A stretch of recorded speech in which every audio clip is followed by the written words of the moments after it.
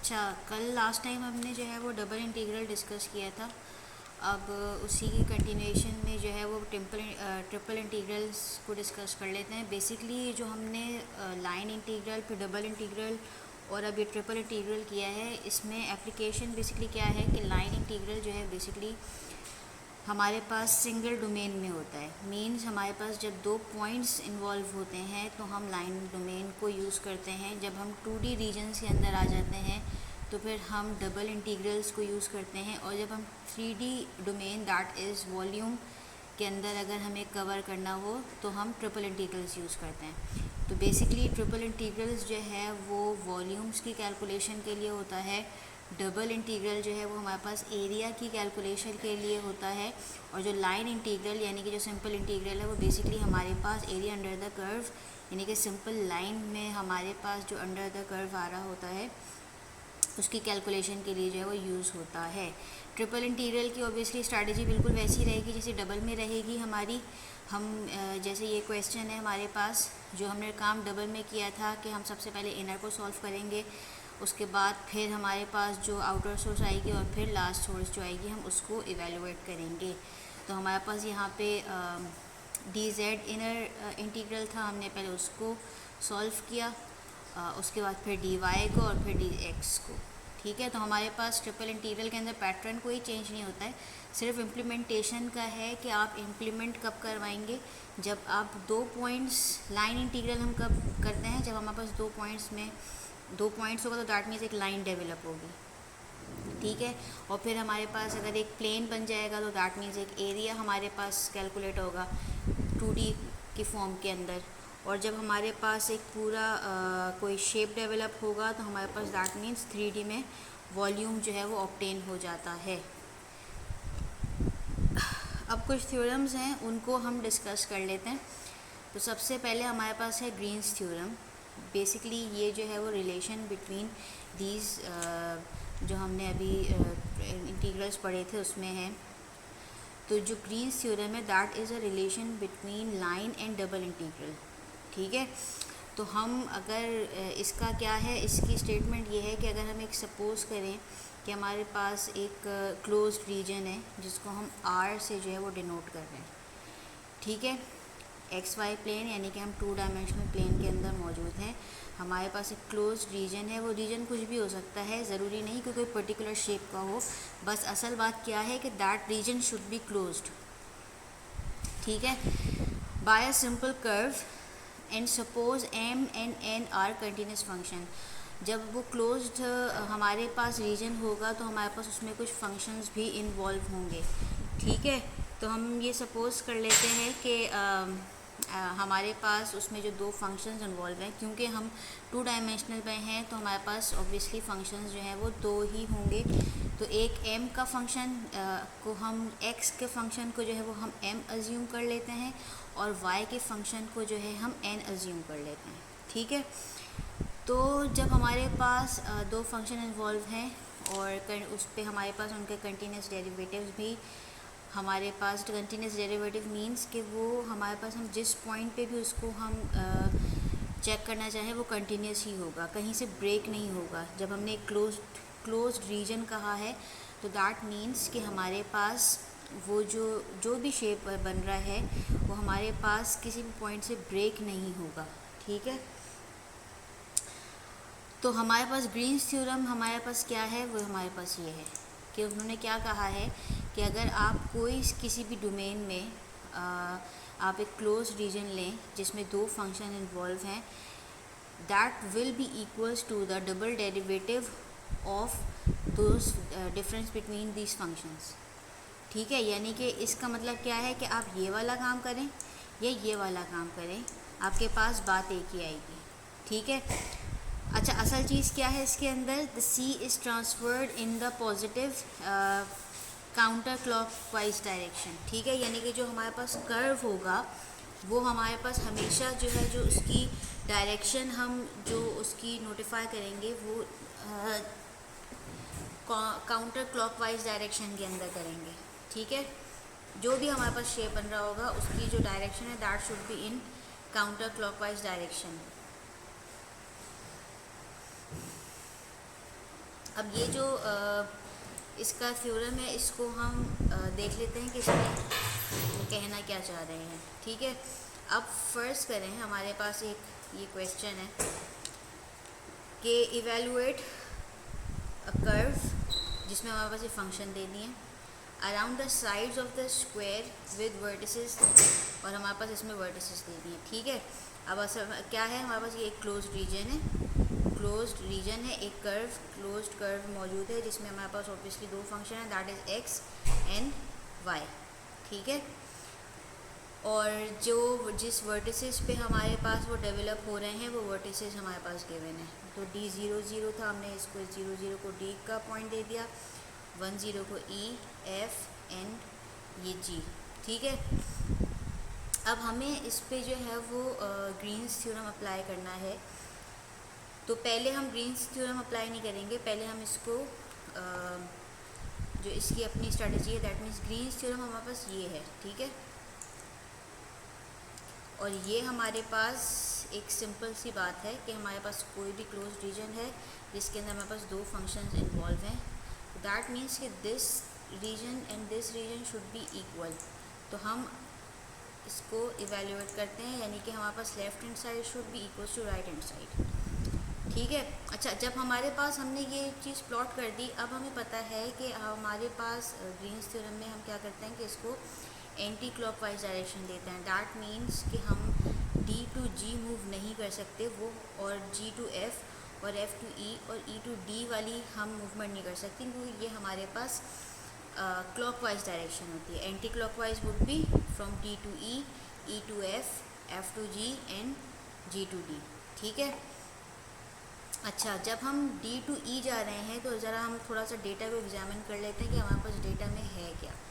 जब हम D to E जा रहे हैं तो अगर आप यहाँ पे देखें तो हमारे पास चेंज इन x हो रहा है, that means x is from changing from 1, जो x वेरी कर रहा है वो 0 टू 1 वेरी कर रहा है, और जो दूसरा फंक्शन है ऑब्वियसली x एक्सिस पे हमारे पास y जो है वो 0 होगा। जब y 0 होगा तो ऑब्वियसली उसका डेरिवेटिव भी 0 होगा। ठीक है, from E to F vertical line है, तो इट्स ऑब्वियस कि अब क्योंकि हम एक्सिस पे नहीं हैं तो किसी ना किसी x के पर्टिकुलर पॉइंट पे ही होंगे हम। तो हम यहाँ पर जो इस x के पर्टिकुलर पॉइंट पे हैं दैट इज़ 1, तो x जो है वो 1 रहेगा, लेकिन उसका डेरिवेटिव ऑब्वियसली, क्योंकि change in x would be no change, क्योंकि हमारे पास एक वर्टिकल लाइन डेवलप हो रही है, तो x इज इक्वल्स टू 1 है, तो इसका डेरिवेटिव हमारे पास 0 ही होगा। हाँ, अलबत्ता y हमारे पास वेरी कर रहा है फ्रॉम 0 टू 1।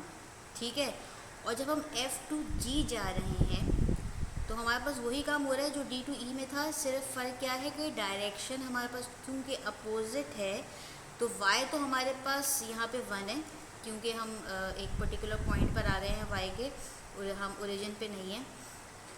तो y is equals to 1 and obviously change in y, that means derivative of y is equals to 0, लेकिन जो x वेरी कर रहा है वो अब हमारे पास वेरी कर रहा है फ्रॉम 1 टू 0। ठीक है, और इसी तरह से जो हमारे पास फ्रॉम G टू D में हम जब जाएंगे तो वही काम होगा कि हमारे पास x 0 है, उसका डेरिवेटिव भी 0 है, और जो y वेरी करेगा वो वेरी करेगा फ्रॉम 1 टू 0। ठीक है, ये हमने डेटा जो है उसको एक एग्जामिन करके एक जगह पे लिख लिया।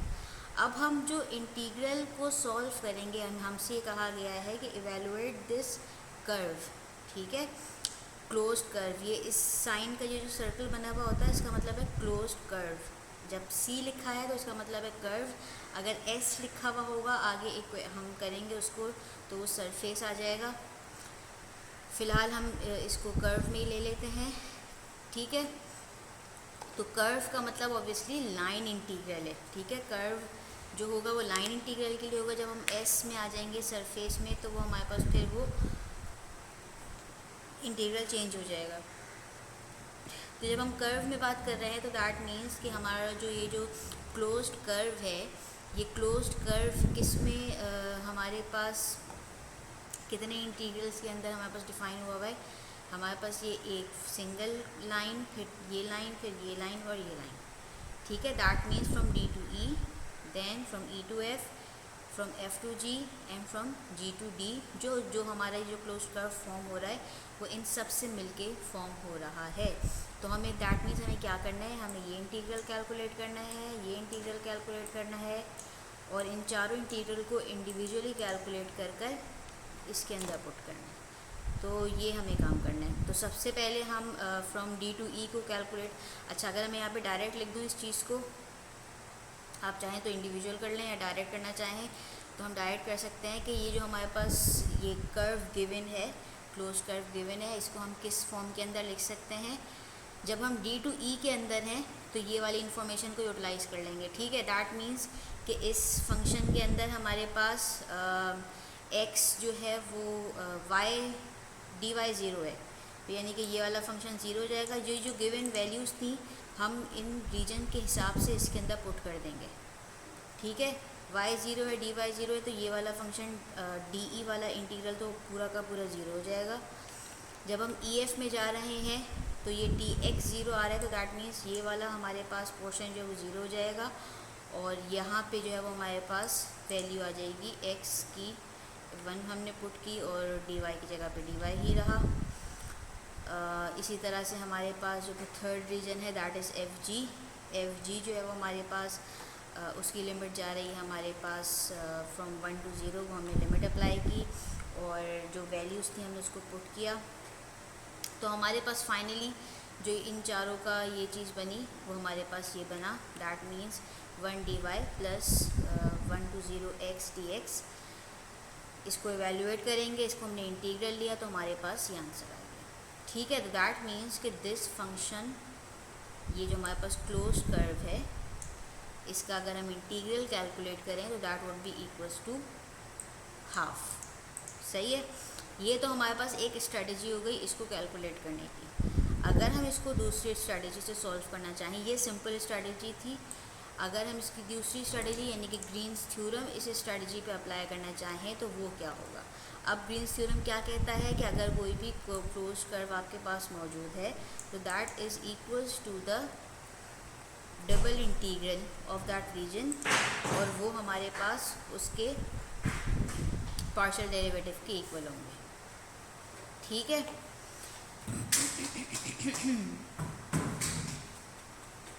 यानी कि हमारे पास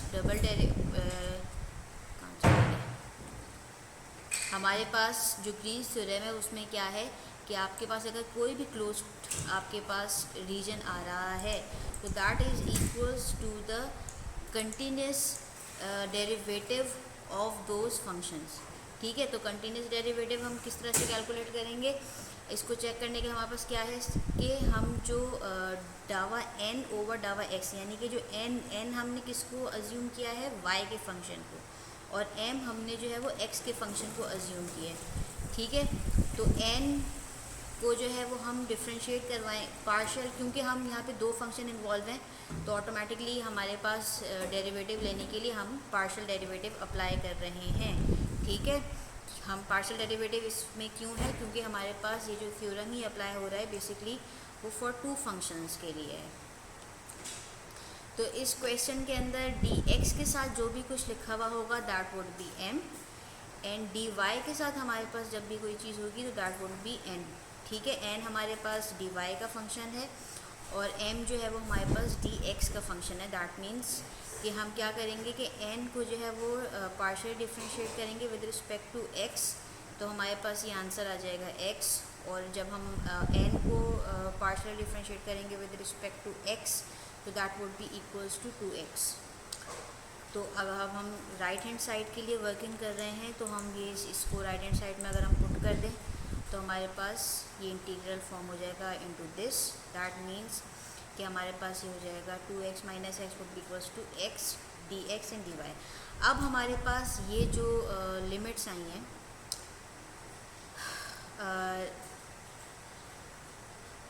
रीजन में, हमारे पास ये 0 to 1 और 0 हमारे पास x और y की लिमिट्स थी, ठीक है।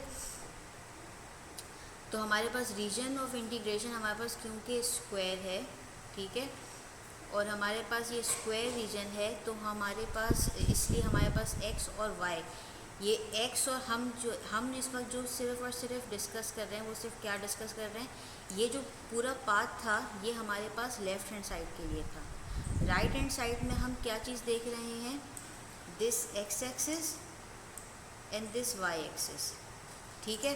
तो एक्स एक्सिस में हमारी जो लिमिट्स जा रही हैं वो क्या जा रही है, फ्रॉम 0 to 1, इसलिए हमारे पास ये जो रीजन हमने एक्स का डिफाइन किया this is equals to 0 to 1, और वाई में जो हम जा रहे हैं, ठीक है, इसमें जो वाई का हमारे पास पोर्शन आ रहा है दैट इज़ फ्रॉम 0 to 1, क्योंकि डायरेक्शन हम एंटी क्लॉकवाइज रखते हैं, तो इसलिए हमारे पास y आ गया 0 to 1, यानी कि x और y जो हमारे पास 0 to 1 आ गया।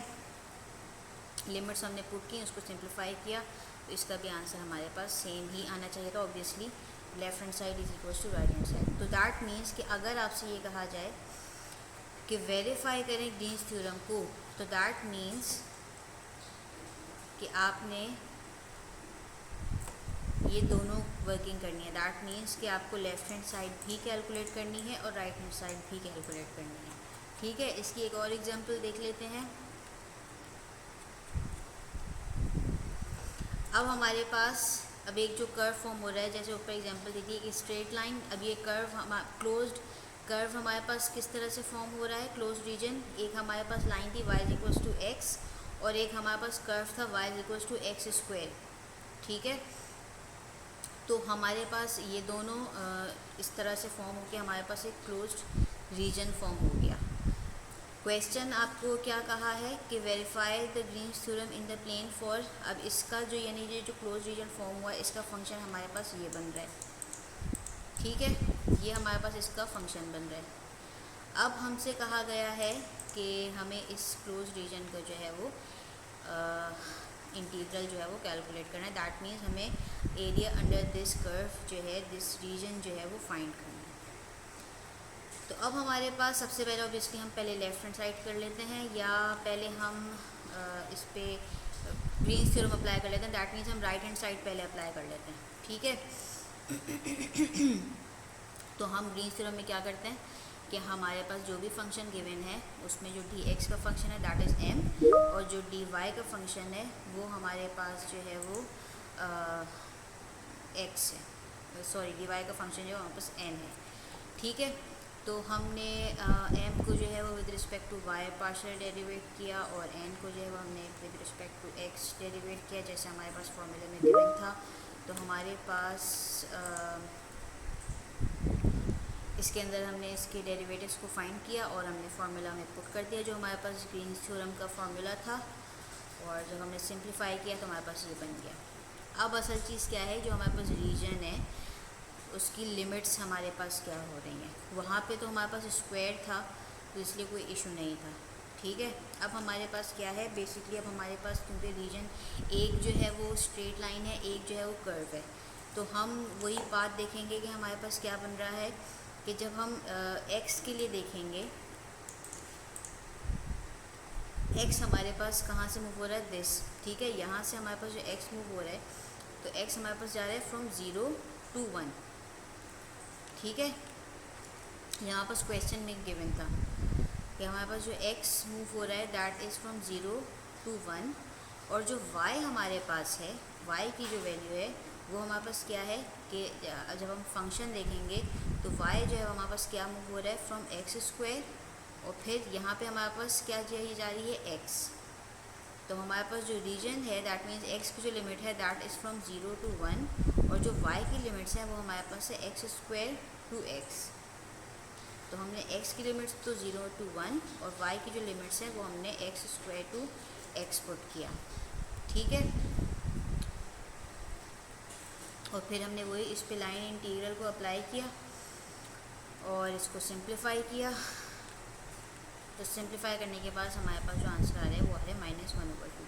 तो हमने जब इस पे ग्रीन्स थ्योरम को अप्लाई किया है तो हमारे पास इसका राइट हैंड साइड से जो कैलकुलेशन आ रही है दैट इज़ -1.2। अब जब हम लेफ़्ट हैंड साइड को सिंप्लीफाई करेंगे तो हमारे पास यही ही आंसर आना चाहिए है।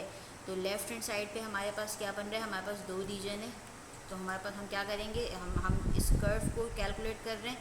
M d x plus n d y.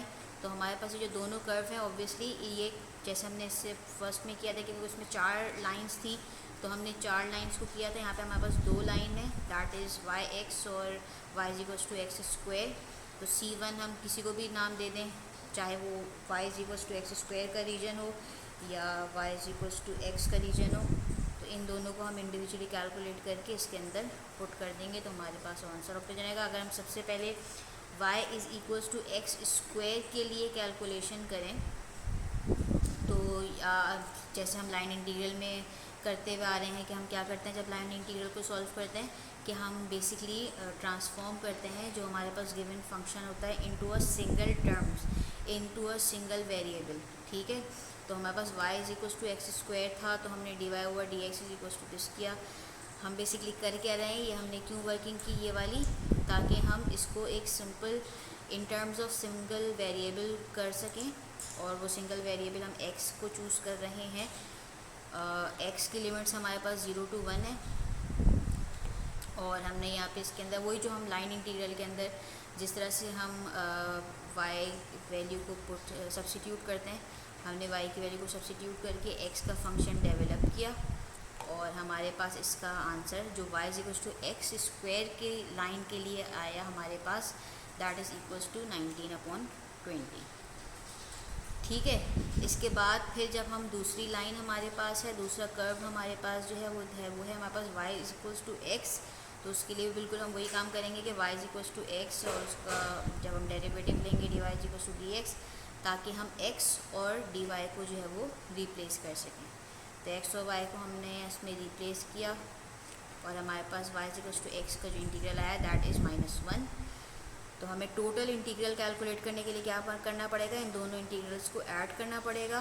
तो that is 19/20 -1 which is equals to -1/20।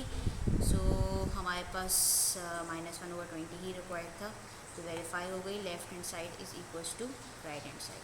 तो सिंपल हमारे पास ग्रीन्स थ्योरम के अंदर हम क्या कर रहे होते हैं कि हम या तो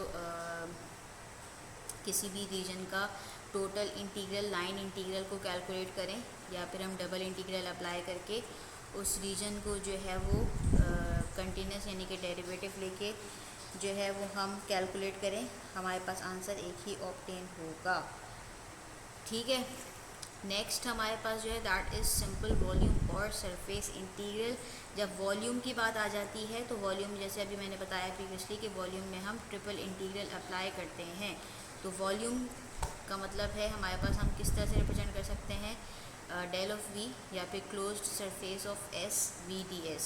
तो अगर इस तरह से हमारे पास कोई स्टेटमेंट लिखी हुई है तो इसका मतलब है इसको किस तरह से लिखा जा सकता है, अगर इन closed surface of v ds है तो इसका मतलब क्या है, ये क्लोज्ड सरफेस ट्रिपल इंटीग्रल में हम x y z प्लेन में आ जाएंगे, जो भी फंक्शन v का गिवन होगा वो वहाँ पे फंक्शन, और ds में means dx dy and dz। ठीक है, s मीन्स कि हमारे पास डेरिवेटिव इन 3 डोमेन, तो 3 dimensional domain that means x y and z। तो अगर हमसे क्वेश्चन किया जाए कि एक वेक्टर फील्ड गिवन है 3 डायमेंशनल है x square i plus half y square j plus half z square k, हमसे सबसे पहले कहा गया कि इसका डाइवर्जेंस फाइंड करें। तो डाइवर्जेंस में हम सिंपल क्या करते हैं कि जो हमारे पास ये जो फंक्शन होता है उसको x जो है वो dx के साथ, i जो है वो dx के साथ, j जो है वो dy के साथ और k जो है वो dz के साथ हमारे पास डिफ्रेंशिएट हो जाता है। तो ये हमारे पास इसका आंसर आ गया 2y, यहाँ से 2y आएगा और 2 और 2 कैंसिल हो जाएगा और यहाँ से भी 2z आएगा और ये हमारे पास 2 और 2 कैंसिल हो जाएगा। तो डाइवर्जेंस हमारे पास ये आ गया। ठीक है, पार्ट ए में सिर्फ डाइवर्जेंस के लिए कहा था। पार्ट बी में इन्होंने कहा है कि डाइवर्जेंस v dv और ये हमारे पास इंटीग्रल ऑफ द वॉल्यूम कहा गया है।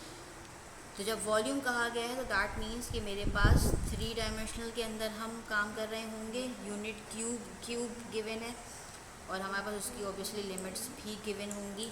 तो लिमिट्स हमारे पास x जो है that is from 0 to 1, y is from 0 to 1 and z is from 0 to 1। तो dv जैसे अभी हमने डिस्कस किया कि dv हो या ds हो, बात ही एक ही है। तो इस फंक्शन को हम किस तरह से रिप्रेजेंट कर सकते हैं, हमसे क्वेश्चन कहा गया था कि integral of v d v हमारे पास जो है वो divergence of v into d v है। तो इस बात का मतलब क्या है कि वॉल्यूम का मतलब x y and z limits, जो भी हमारे पास अब फंक्शन क्या था, डाइवर्जेंस ऑफ वी हमारे पास फंक्शन था, वो फंक्शन आ गया। और डी वी का मतलब क्या है, तीनों डायमेंशन के अंदर उसका डेरिवेटिव। तो इसको हम ट्रिपल इंटीग्रल को जिस तरह से हम सिंप्लीफाई करते हैं वो हमने सिंपल इसकी सिंप्लीफिकेशन कर दी। ठीक है, यहाँ पे तो बेसिकली वॉल्यूम इन को जो है वो बताना मकसद था। तो ये बेसिकली एप्लीकेशन ही है हमारे पास ट्रिपल इंटीग्रल की। ठीक है, लास्ट टॉपिक जो है that is Stokes theorem. Stokes theorem हमारे पास बेसिकली क्या है, this is the relation between line integral and surface integral.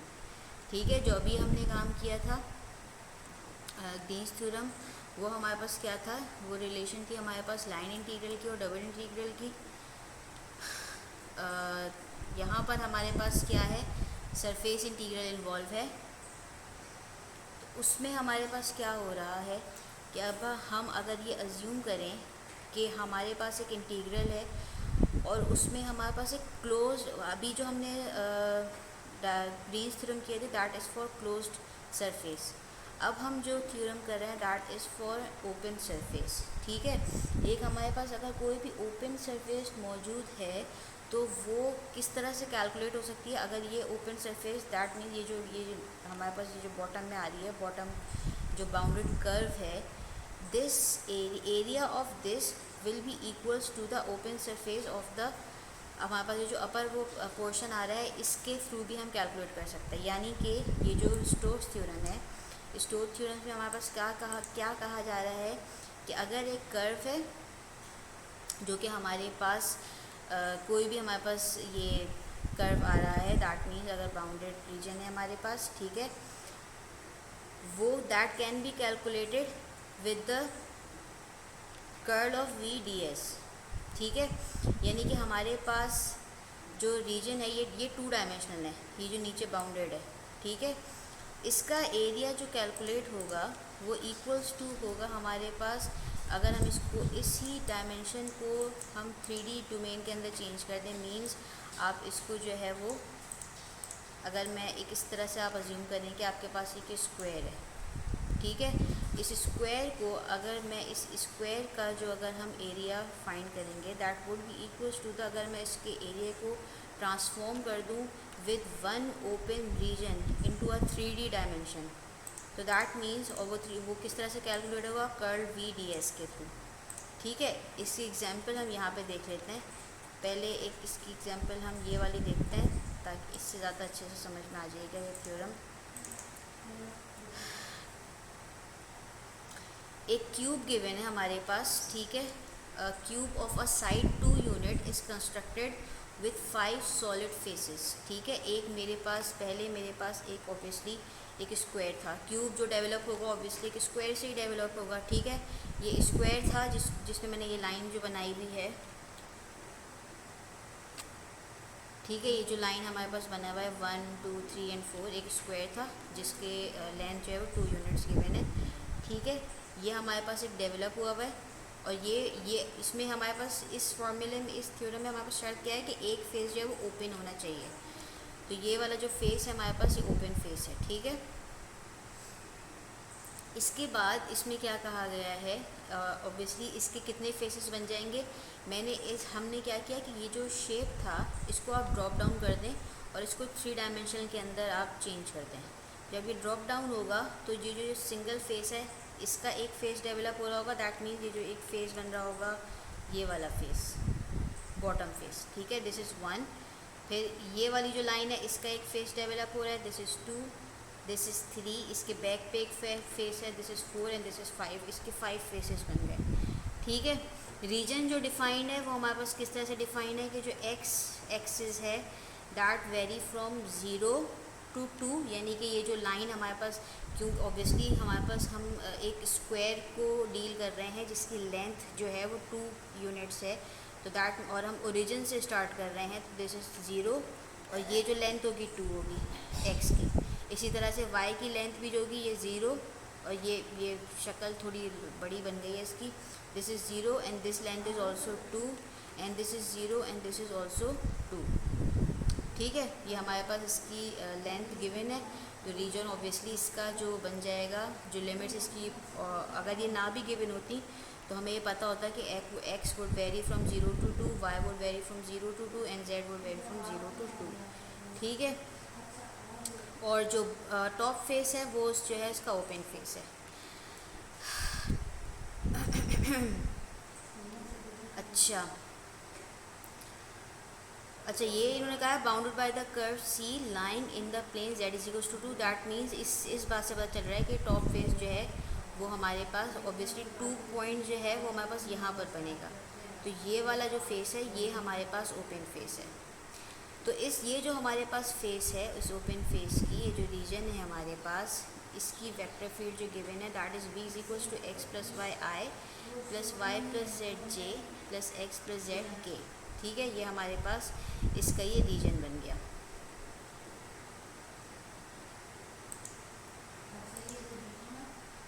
अब हमारे पास क्या है, अच्छा एक और चीज़ कि जब हमारे पास ये रीजन डिफाइन हो गया है, अब हमें इसका ds यानी कि जो अगर इसका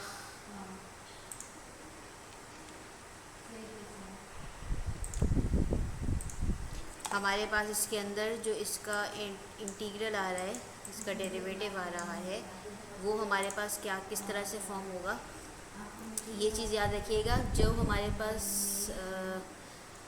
जिस फेस में आ रहा है, अच्छा पहले हम यहाँ पे ये देख लेते हैं।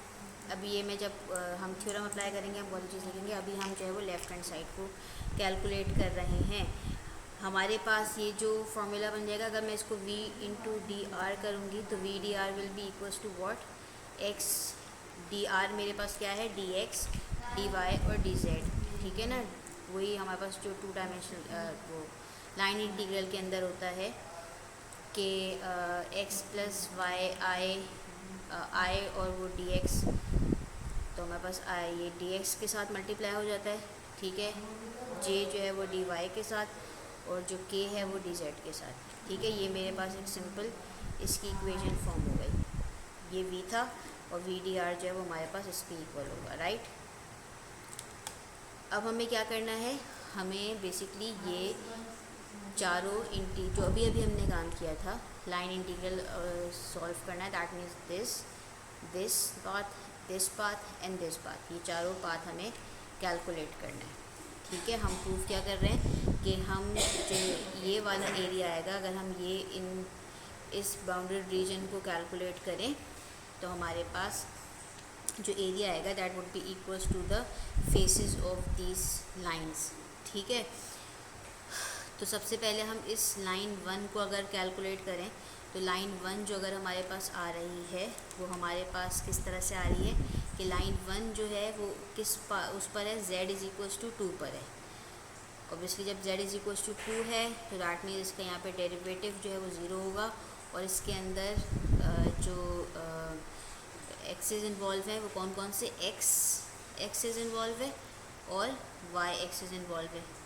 ठीक है, जब हम z इज इक्वल्स टू 2 पर हैं तो z इज इक्वल्स टू 2 में हमने बस इसमें क्या काम किया कि ये जो हमारे पास इक्वेशन a थी, हम इस इक्वेशन a को हर पाथ के लिए जो है वो डिफ़ाइन करेंगे। तो इस इक्वेशन नंबर a के अंदर हमारे पास z की जगह पे जो है वो 2 पुट हो जाएगा और dz की जगह पे हमारे पास 0 पुट हो जाएगा। तो हमारे पास हमने ये x plus y d x plus y plus z की जगह पर 2 आ गया, dy आ गया और dz जो है वो 0 है। ठीक है,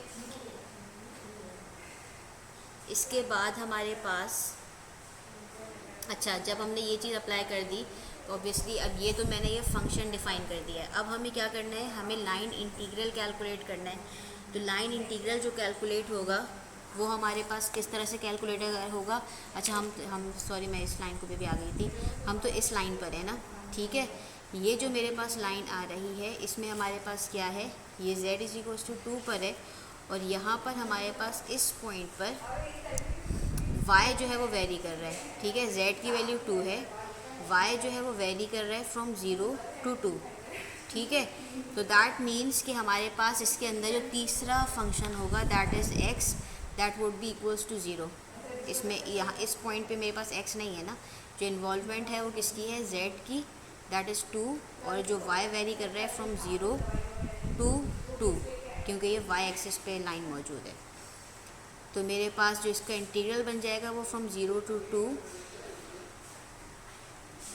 और उस इस इक्वेशन के अंदर जो हमारे पास ये फॉर्म हो जाएगा, x की जगह पे हमने 0 पुट किया, dx की जगह पे 0 पुट किया, तो हमारे पास जो चीज़ बच जाएगी that is y plus 2 dz। हमने इसके इंटीग्रल को सॉल्व किया तो दैट इज़ इक्वल्स टू 6। ठीक है, अब हम जब लाइन 2 को डिस्कस करेंगे, दिस इज़ लाइन 2। ठीक है, तो लाइन 2 हमारे पास कहाँ पे डेवलप हो रही है, मैं इसकी एक ना पिक्चर उस पर खोल लेती हूँ ताकि पिक्चर और वो साथ साथ रहे।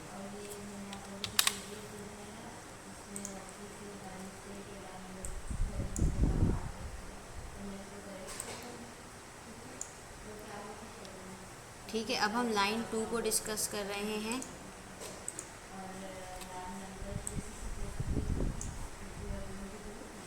जब हम लाइन 2 पर हैं तो अब हमारे पास ये वाला पॉइंट है।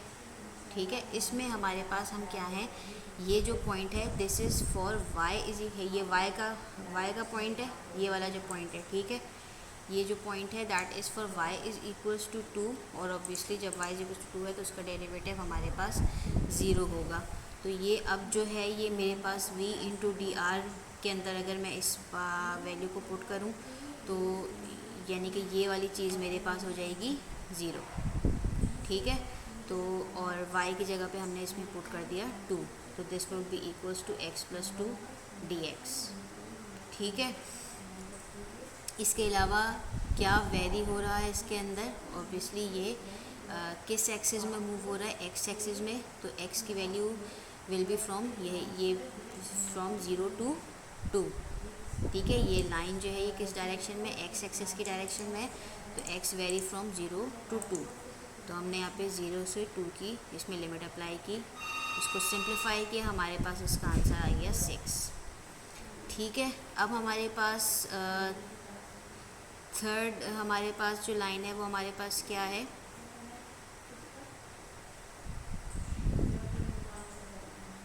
ठीक है, तो थर्ड हमारे पास क्या है कि x इज़ इक्वल्स टू, ये हमारे पास बैक उस पे जा रही है।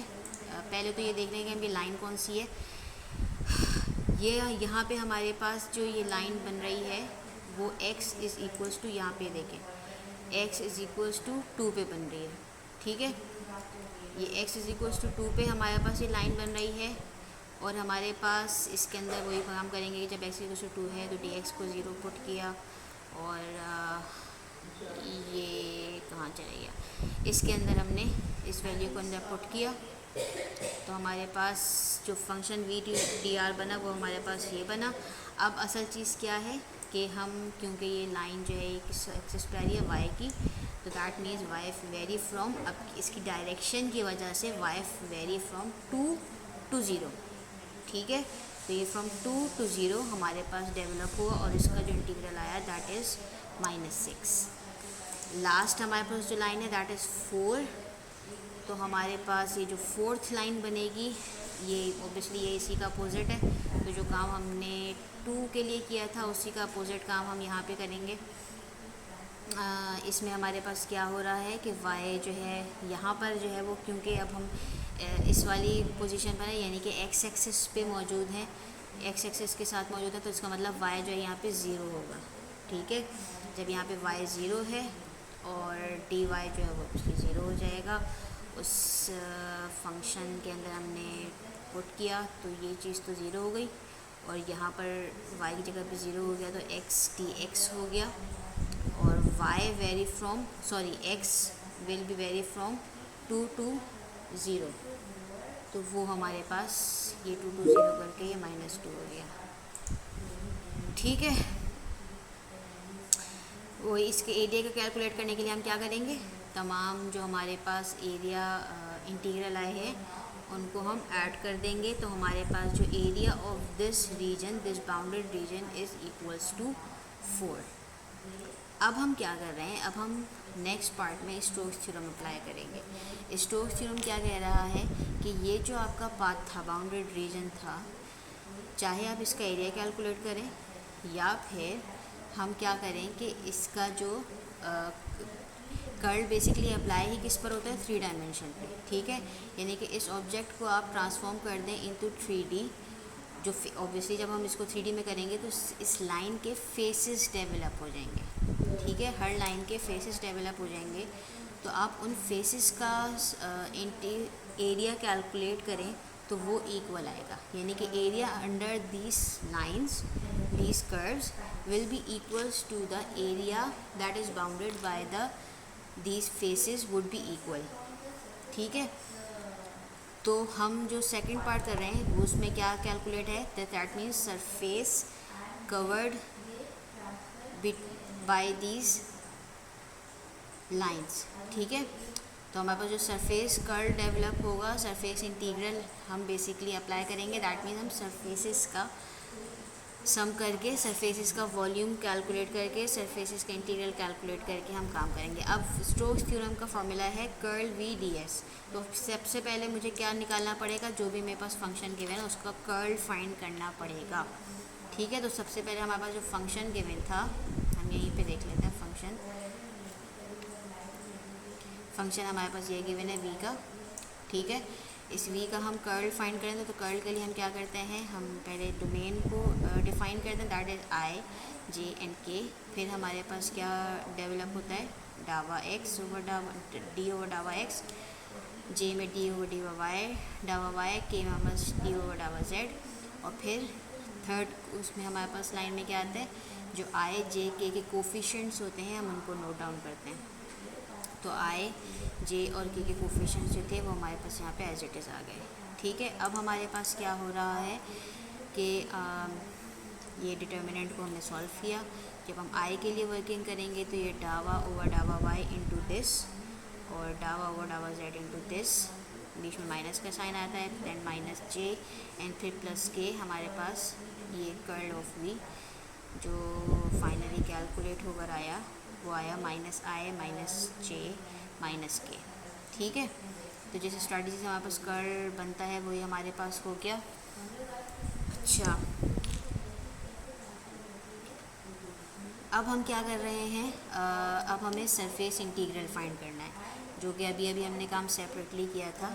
हम क्या करेंगे, अब हम सरफेसेस के थ्रू सॉल्व करेंगे। अभी हमने लाइन इंटीग्रल किया था, अब हम जो है वो राइट हैंड साइड में हम बेसिकली हम क्या कैलकुलेट कर रहे हैं, हम सरफेसेस को कैलकुलेट कर रहे हैं। तो सबसे पहले आपकी सरफेस आ रही है दैट इज़ ए सरफेस। यहाँ पे जैसे कि हमने मेंशन किया हुआ है दिस फेस, इस फेस को जो है हमने नाम दिया ए। यहाँ पे मैंने इसको ड्रॉ करके भी दिखाया है, ठीक है। ये सरफेस जो है ये हमारे पास है ए। ये जो हमारे पास सरफेस ऑब्टेन हो रही है ये हमारे पास किस पॉइंट पर हो रही है, एक्स के इज इक्वल्स टू 2 पे, ठीक है। अब जब हम सरफेस की बात कर रहे हैं तो दैट मीन्स ये, क्योंकि प्रीवियसली हमारे पास लाइन था, अब जब हमारे पास सरफेस की बात हो रही है तो दैट मीन्स कि कोई एक पॉइंट हमारे पास ऑन होगा, बाकी 2 पॉइंट्स हमारे पास उसमें चेंजेस डेवलप होंगे। जब x के पॉइंट पर है तो दैट मीन्स मेरे पास कौन कौन से एक्सेस डेवलप हो रहे हैं, चेंजेस डेवलप हो रहे हैं इन y, this is y and this is z, ठीक है। तो मेरे पास जो चेंज डेवलप हो रहा है वो d y into d z में हो रहा है, ठीक है। तो अब अच्छा, अब इसके साथ हमारे पास ये आई क्यों आया हमारे पास, क्योंकि हम बेसिकली जो ये हम इस वक्त डिस्कस कर रहे हैं that is surface A. Surface A मेरे पास है ये, ठीक है। ये मेरे पास किस एक्सिस में है, वाई एक्सिस में। वाई जो है इसको हम आई रिप्रेजेंट कर रहे हैं, दिस इज़ आई, यहाँ पे मैंने मेंशन नहीं किया, this is i, this is j and this is k, ठीक है। अच्छा sorry, this is i, x i होता है, वाई जे होता है, जेड के होता है ना, सिंपल सी बात ये है, ठीक है। तो ये एक्स के पॉइंट पे था, that means x equal to 2 पे था, तो हमारे पास ये डी एस जो हमारे पास वो इक्वल आ गया फॉर आई। और ऑब्वियसली बाकी जे और के जो है वो ऑफ हो जाएंगे, और जो हमारे पास ये जो आ रहा है वो किस एक्सिस में आ रहा है, डी वाई और डी जेड में। ठीक है, तो ये हमारे पास इक्वल्स टू है इसके curl of v d s जो है वो कैसे कैलकुलेट हुआ, यहाँ पे मैंने एक्सप्लेन कर दिया। नेक्स्ट पार्ट में हम इसके आगे जो है उसको हम डायरेक्टली करेंगे। जो कर्ल वी है, कर्ल वी हमारे पास था माइनस आई माइनस जे माइनस के, मैंने कर्ल वी की जगह पे माइनस आई माइनस जे माइनस के पुट किया। डी एस मेरे पास किसके इक्वल होता है, यहाँ पर इस पर्टिकुलर केस में मेरे पास जो डी एस है वो है मेरे पास डी वाई और डी जेड इंटू आई के। तो हमें पता है कि हम सिर्फ और सिर्फ आई टू आई का ही ऑपरेशन कर रहे हैं, तो that would be equals to 1, और आई जे टू आई और के इंटू आई जो है वो हमारे पास ऑटोमेटिकली ज़ीरो हो जाएगा। तो ये यहाँ से हमारे पास ये माइनस आया था, तो यहाँ से हमारे पास बच गया minus d y into d z. तो ये चीज़ इस तरह से आई है। ठीक है, और क्योंकि हमारे पास ये जो पाथ डिफाइन था that is from d y and d z, तो हमें पता है कि इस प्लेन में हमारे पास जो z वेरी कर रहा है दैट इज़ फ्रॉम 0 to 2, और जो y वेरी कर रहा है वो दैट इज़ फॉर 0 to 2। ठीक है, फिर हमने वही इस पर इंटीग्रल अप्लाई किया, और ये हमारे पास integral for surface a will be equals to -4। बिल्कुल हम यही काम करेंगे फॉर सरफेस b। ठीक है, सरफेस बी यानी कि इसके बैक पर है।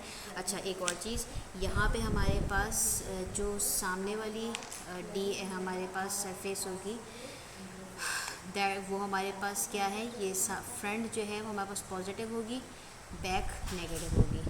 ठीक है, यानी कि ये हमारे पास अगर एक्स एक्सिस है तो ऑब्वियसली इसके बैक पे हमारे पास माइनस एक्स आ रहा होगा। इसी तरह से ये वाली जो सरफेस है that is means surface b जो है वो आपके पास, सॉरी सरफेस सी, ये वाली जो सरफेस है ये हमारे पास पॉजिटिव वाई पे जो आ रही है, ये डी एस इसका पॉजिटिव होगा, और अगर हम जब इस तरफ करेंगे तो वो नेगेटिव हो जाएगा। यहाँ पे हम इस चीज़ को डिटेल में डिस्कस भी करेंगे। इसी तरह से टॉप जो है वो पॉजिटिव होगा, बॉटम जो है वो नेगेटिव होगा। अब जब हम बी के लिए काम कर रहे हैं तो बी हमारे पास यानी कि इसका ए के बैक पे चली गई, यानी कि एक्स एक्सिस के नेगेटिव एक्सिस पे हमारे पास ये ऑब्टेन होगी। तो हमारे पास ये जो डी एस बन जाएगा ये अब हमारे पास बेसिकली अब ये नेगेटिव के साथ ऑब्टेन हो जाएगा। ठीक है, और क्योंकि ये यहाँ पे हमारे पास बैक पे चली गई है और हमें ये पता है कि x जो है दैट इज़ फॉर 0 to 2, तो मेरे पास ऑब्वियसली जो इसका 0 to 2 हमारे पास जो भी लिमिट है वो गिवन है क्वेश्चन के अंदर। तो ऑब्वियसली जो इसका अगर ये वाला पॉइंट 2 पर है तो इसका बैक जो है वो किस पॉइंट पे बन रहा होगा, at x is equals to 0। तो अब हम जो है वो इस जो हमारे पास फंक्शन था उसके लिए हम x इज़ इक्वल्स टू 0 के लिए हम वर्किंग करेंगे। z और y तो हमारे पास 0 ही रहेगा, बस फ़र्क क्या हो जाएगा कि हमारे पास ये जो कर्ल है, क्योंकि ये नेगेटिव में ही आना था तो ये नेगेटिव नेगेटिव हमारे पास ऑटोमेटिकली डी एस ही नेगेटिव में है, तो यहाँ पे अगर हमारे पास नेगेटिव नेगेटिव जो है वो पॉजिटिव हो जाएंगे। ठीक है, तो जो हमारे पास b का इंटीग्रल आया दैट इज़ इक्वल्स टू 4। जब हम c के लिए वर्किंग कर रहे हैं तो c हमारे पास ये वाला फेस है। ठीक है, यहाँ पे जैसे मैंने ड्रॉ कर दिया। अब ये जो c फेस डेवलप हो रहा है ये किस पे हो रहा है, जैसे ये जो है मेरे पास x एक्सिस और सॉरी z एक्सिस और x एक्सिस में डेवलप हो रहा है। ठीक है, दैट मीन्स मेरे पास चेंज इन x एक्सिस है और चेंज इन x एक्सिस है और चेंज इन z एक्सिस है, और y की वैल्यू यहाँ पे क्या है 2 पे। तो इसी तरह से इसका जो कर्ल v बनेगा वो हमारे पास क्या बन जाएगा, dx, change in dx and change in dz, और क्योंकि हम j में मौजूद हैं यानी कि y में मौजूद हैं तो फॉर j। तो ये -x वही आया क्योंकि कर्ल के साथ हमने मल्टीप्लाई किया था, तो जो ऊपर हमने काम किया था क्योंकि ये -j है तो j इंटू जे जो है वो -1 आ जाएगा, इस तरह से ये माइनस आया है। ठीक है, और फिर हमने वही जो अभी ऊपर हमने काम किया था इस पे इस इंटीग्रल को सॉल्व किया, सिंप्लीफाई किया, तो इस इंटीग्रल का आंसर -4 आ रहा है। अब हम फेज़ डी के लिए जब हम काम करेंगे, ये मैंने वैसे यहाँ बना दिया, ये बनना ओरिजिन पे चाहिए था, लेकिन क्योंकि मुझे इसके नेगेटिव के साइन को बताना था तो इस वजह से बताया है। तो अब ये इसी फेस का जो अपोजिट फेस है वो हमारे पास क्या हो जाएगा, नेगेटिव में बन जाएगा फेस। ठीक है, काम बिल्कुल वही हो रहा होगा, सिर्फ बस क्या है कि ये फेस, इसका जो अपोजिट फेस है वो हमारे पास नेगेटिव साइन से डिनोट होगा। तो हमारे पास इस वाले फेस का जो एरिया आ जाएगा दैट इज़ 4। अब हम क्या करेंगे, बेस वाली सरफेस को कैलकुलेट करेंगे, जो हमारे पास ये आखिरी सरफेस बची, दैट मीन्स दिस सरफेस। ठीक है, तो ये सरफेस हमारे पास जो है वो किसके इक्वल आ जाएगी, क्योंकि ये बॉटम सरफेस है तो हम टॉप सरफेस पॉजिटिव होगी, बॉटम सरफेस जो है वो हमारे पास नेगेटिव सरफेस होगी। तो हमारे पास, और यहाँ पर z=0 पे हम वर्किंग कर रहे हैं, और चेंजेस हमारे पास किस किस एक्सिस में डेवलप हो रही हैं, into x axis and into y axis. तो ds जो है वो हमारे पास dx और dy की फॉर्म में आ गया, और k क्योंकि हम z एक्सिस के अंदर मौजूद हैं, तो इसका जो कर्ल भी है वो हमारे पास इक्वल्स टू ये वही ऊपर वाला काम, ये माइनस माइनस से पॉजिटिव बन जाएगा ये, और इसके अंदर हमने इसको सब्स्टिट्यूट किया तो इसका इंटीग्रल जो है 4 आ गया। अब लास्ट टॉप को हम नहीं करेंगे, क्योंकि टॉप जो है बेसिकली ओपन सरफेस है, तो जितनी भी हमारे पास क्लोज सरफेसेस थी हमने उनको अब ऐड कर लेंगे। तो ये सारी सरफेसेस है उसको हमने ऐड किया, तो दिस इज इक्वल्स टू 4। तो इस तरह से हमारे पास जो है ये स्टोक्स थ्योरम जो है वो प्रूफ हो गया है। अब एक मैंने जो ये नोट्स हैं, इससे पहले वाले जो नोट्स हैं वो अपलोड मैंने जो किए हैं, उसके अंदर एक क्वेश्चन है उसको खुद से सिंप्लीफाई कीजिएगा। इवन इस वाले क्वेश्चंस को भी पहले खुद से साथ साथ सिंप्लीफाई कीजिएगा, तो ही समझ में आएगा। सिर्फ इसको देखने से जो है वो समझ में नहीं आएगा, साथ साथ इसको सॉल्व कीजिएगा। फिर अगर कोई मुश्किल हुई तो इंशाल्लाह ताला वो हम नेक्स्ट क्लास में इसको डिस्कस करेंगे। ओके, थैंक यू, अल्लाह हाफिज़।